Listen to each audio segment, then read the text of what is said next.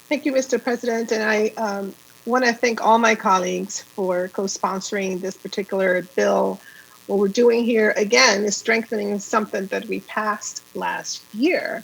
And I want to also particularly thank the Muslim community activists and leaders who reached out regarding their interest in participating in the advisory committee.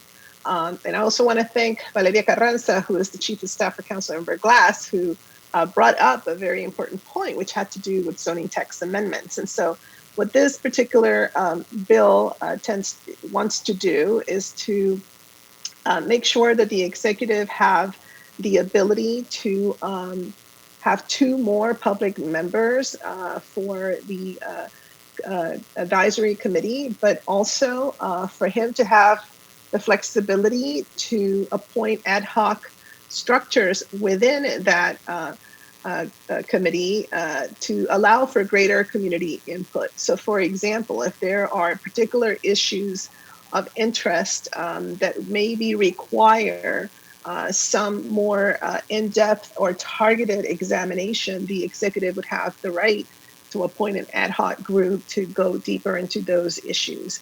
And so I think it's a nice way to strike a balance to, again, give the executive who ultimately appoints the members to have some flexibility.